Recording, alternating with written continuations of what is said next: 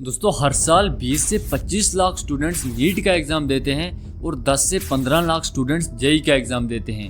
और अगर मिलाकर देखा जाए तो ये नंबर 35 से 40 लाख स्टूडेंट्स का है, यानी एक मेगा सिटी की पॉपुलेशन से भी ज़्यादा स्टूडेंट्स एक एग्ज़ाम हॉल में। लेकिन सवाल ये है कि क्या ये सारे स्टूडेंट्स वाकई में डॉक्टर और इंजीनियर्स बन पाते हैं, या फिर इनमें से ज़्यादातर स्टूडेंट्स सिर्फ एक एंडलेस रेस, डिप्रेशन और गिल्ट का शिकार बनकर रह जाते हैं। एग्ज़ाम एक आम इंसान के लिए सिर्फ एग्ज़ाम हो सकता है, लेकिन इन स्टूडेंट्स के लिए ये ज़िंदगी और मौत का सवाल बन जाता है। कोचिंग की पीआर गेम, पेरेंट्स की एक्सपेक्टेशंस और सोसाइटी का प्रेशर, ये सारी चीज़ें मिलकर इस रेस को और भी खतरनाक बना देती हैं।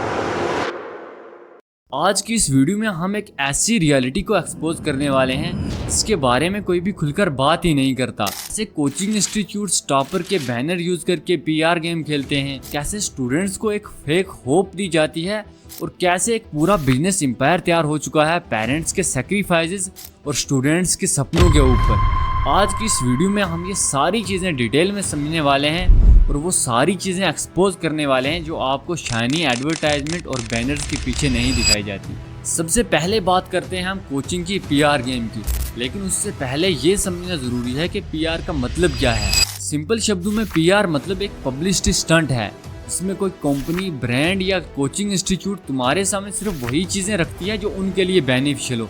यानी असली रियलिटी चाहे कुछ और हो, लेकिन तुम्हें सिर्फ वही सिलेक्टेड चीज़ें बताई जाएंगी जो उनके लिए बेनिफिशियल हो। और कोचिंग के केस में सबसे कॉमन पीआर स्ट्रैटेजी होती है टॉपर्स का रिजल्ट शोकेस।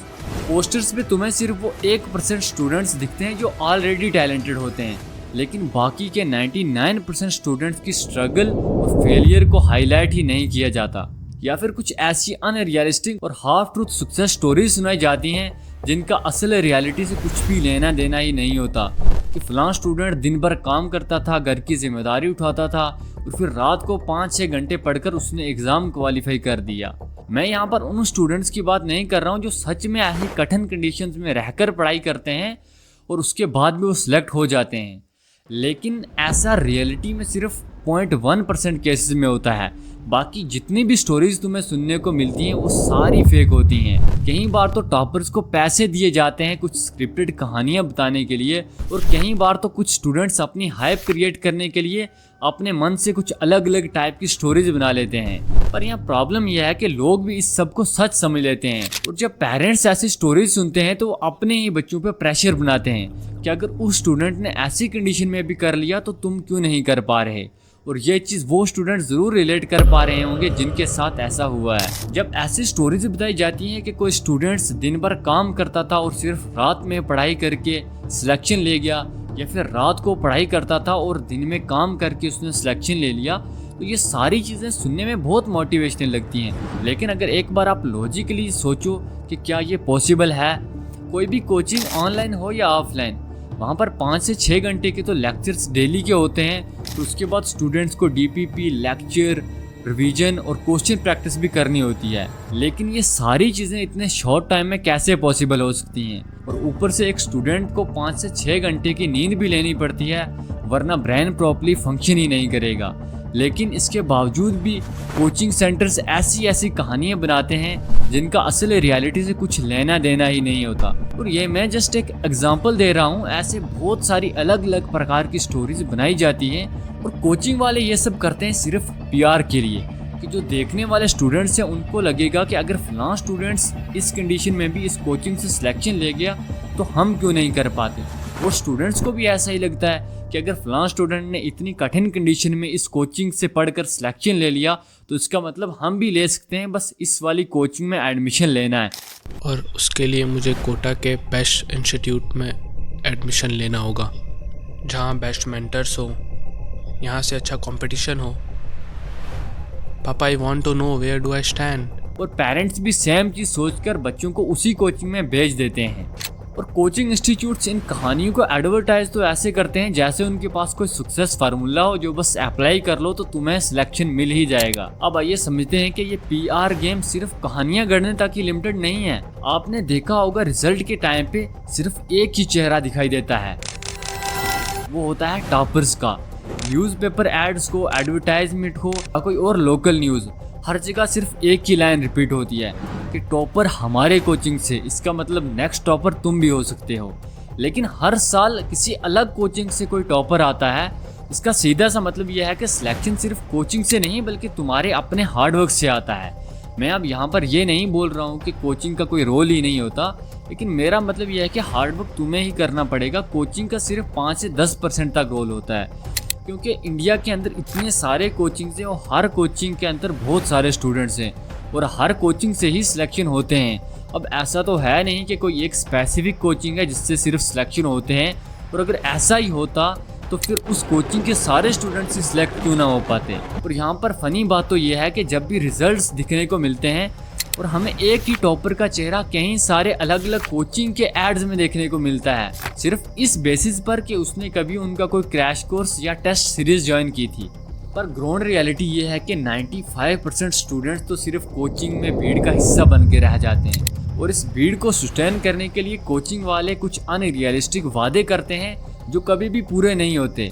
स्पेशली एडमिशन के टाइम पर आपने नोटिस किया होगा कि कोचिंग वाले स्टूडेंट्स को कहते हैं कि अगर आपको बिल्कुल भी कुछ नहीं आता, तुम्हारे बेसिक बिल्कुल भी नहीं है, फिर भी हम तुम्हें इतने बेसिक और ज़ीरो से पढ़ाएंगे कि तुम्हें हम 1 साल के अंदर टॉपर बना देंगे।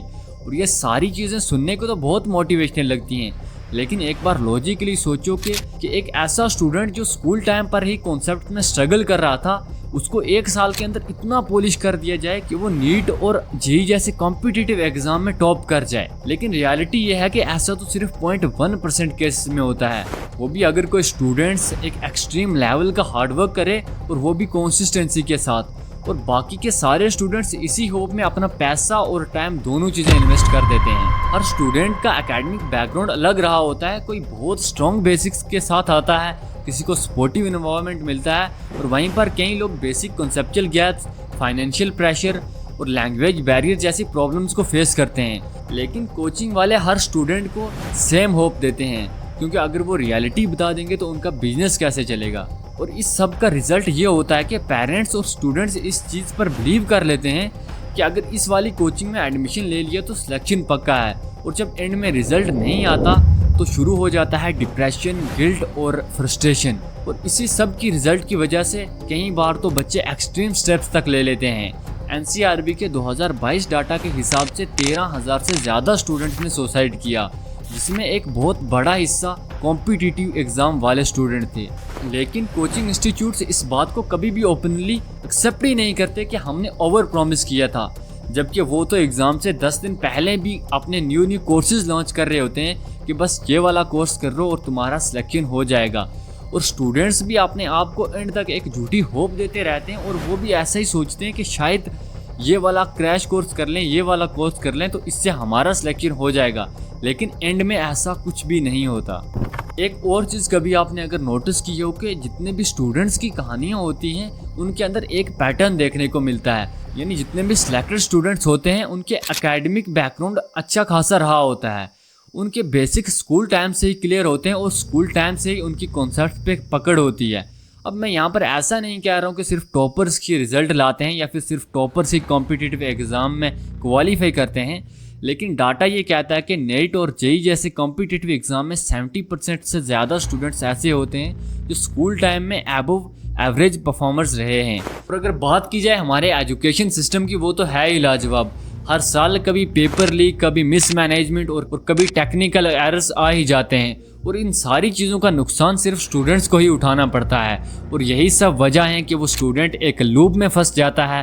अगर तुम भी कभी ऐसी कंडीशन से गुजरे हो या फिर गुजर रहे हो तो तुम्हें पता होगा कि ये सिर्फ एक एकेडमिक प्रेशर या कंपटीशन ही नहीं बल्कि एक पूरी मेंटल वार है। सवाल यह है कि हमने सारी प्रॉब्लम्स तो डिस्कस कर ली, लेकिन क्या इनका कोई सोल्यूशन हो सकता है? क्या कोई ऐसी अप्रोच हो सकती है जिससे ये प्रेशर मैनेजेबल हो सके और बिना इस लूप में फंसे हुए स्टूडेंट्स अपना बेस्ट दे सकें? सिर्फ स्टूडेंट्स की नहीं, पेरेंट्स को क्या करना चाहिए, इन सारी चीज़ों में हम बात करेंगे आगे। तो चलिए चलते हैं सॉल्यूशंस की तरफ। सबसे पहली चीज़ ये है कि डॉक्टर या इंजीनियर बनने का डिसीजन आपका अपना होना चाहिए, सोसाइटी का या फैमिली का ही नहीं। अगर आप में सचमुच में पैशन है तो तभी इस रेस में आए, क्योंकि बिना पैशन के कंपटीशन आपके लिए सिर्फ मेंटल टॉर्चर बन जाएगा। किसी टॉपर की फ्लैशी सक्सेस को देखकर टेम्परेरी मोटिवेशन से कुछ नहीं होने वाला। एड्स, बैनर या मार्केट के अंदर लगे मोटिवेशन बैनर आपको सिर्फ इमोशन बेचते हैं, रियलिटी नहीं। अगर आप बिना पैशन की रेस में आओगे तो ये सिस्टम आपको सिर्फ नंबर की तरह ट्रीट करेगा, इंसान की तरह नहीं। और कोई भी कोचिंग आपको एक शॉर्टकट सक्सेस फार्मूला नहीं देने वाली, वो आपको सिर्फ डायरेक्शन देंगे। सिलेक्शन आपकी अपनी मेहनत के बेस पे होगी। और सबसे जरूरी चीज़ है आपकी मेंटल हेल्थ। देखिए, अगर प्रेशर ज़्यादा तो आप अपनी फैमिली से बात करें, दोस्तों से बात करें, अगर हो सके तो कुछ दिन का ब्रेक ले लें। हेल्प लेना शर्म की बात नहीं है, लेकिन अपनी लाइफ को खतरे में डालना शर्म की बात है। और हर एक बच्चे को अपने लिए एक प्लान बी रखना बहुत ज़रूरी है, क्योंकि हर इंसान डॉक्टर या टीचर नहीं बन सकता। और ना बन पाना इस बात का मतलब नहीं है कि आपकी लाइफ फेल हो गई है। अगर एक एग्जाम क्लियर नहीं हुआ तो उसका सिर्फ इतना सा मतलब है कि आपका टैलेंट किसी और फील्ड में बहुत अच्छा शाइन कर सकता है। और एक एग्जाम का फेल हो जाना आपकी लाइफ का फुल स्टॉप नहीं होता। बार बार ड्रॉप के लूप फंसने से बेहतर है कि आप अपने लिए एक अल्टरनेट ऑप्शन के ऊपर जरूर सोचें। आज हमारी सोसाइटी के अंदर जेई और नीट एक स्टेटस सिंबल बन चुके हैं। अगर आप किसी और को देखकर या सिर्फ एक स्टेटस सिंबल को अचीव करने के लिए जाओगे तो आपके हाथ में सिर्फ निराशा लगेगी, जिसके अंदर आपका पैसा और टाइम दोनों वेस्ट होंगे। और दूसरी चीज़ है पेरेंट्स का रोल और उनकी रिस्पॉन्सिबिलिटी।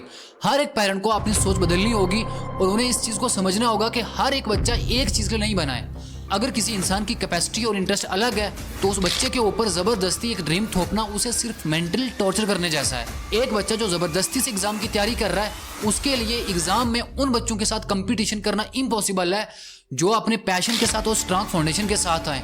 देखिए, हर एक इंसान एक चीज़ के लिए कभी नहीं बना होता। और पेरेंट्स को अपने बच्चों के साथ टाइम स्पेंड करना चाहिए, उन्हें पूछना चाहिए कि उनका इंटरेस्ट किस चीज़ के अंदर है।